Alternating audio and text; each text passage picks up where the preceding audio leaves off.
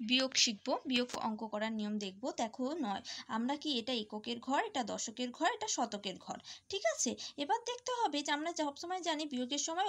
উপরে বড় সংখ্যা থাকে আর নিচে ছোট সংখ্যা থাকে, তাই তো। কিন্তু এখানে দেখো এককের ঘরে নয়ের থেকে দেখো শূন্য কি আছে, ছোট আছে, তাই নয়টা তো বড়, নিচে কে বড় থেকে যাচ্ছে, ওপরে কিন্তু ছোট হয়ে যাচ্ছে, তাহলে ওপরে তো বড় থাকতে হবে, নিচে ছোট থাকতে হয়, তাই জন্য কি ধরতে হবে, শূন্যটার আগে একটা এক ধরবো, শূন্যটার আগে একটা এক ধরবো, তাহলে 1 শূন্য 10 হয়ে যাচ্ছে, তাহলে 9 পর 10, দেখো দেখো তাহলে এক ঘরে হচ্ছে। এবার এই একের সঙ্গে এই তলারটাই যেটা হাতে ধরেছি, হাতে এক আছে, তাহলে এই হাতে একের সাথে এই নিচেরটা মানে 6-এর কি করতে হয়, যোগ করতে হয়, এইটা এই হাতের সাথে নিচেরটা যোগ করতে হয়, 6-এর একে তাহলে কত হয়ে যাচ্ছে, 7। এবার 7-এর থেকে দেখো 5 আবার ছোট হয়ে যাচ্ছে, 7-এর থেকে 5 ছোট হয়ে যাচ্ছে, বড় সংখ্যা থাকতে হয়, 5 ছোট, তার জন্য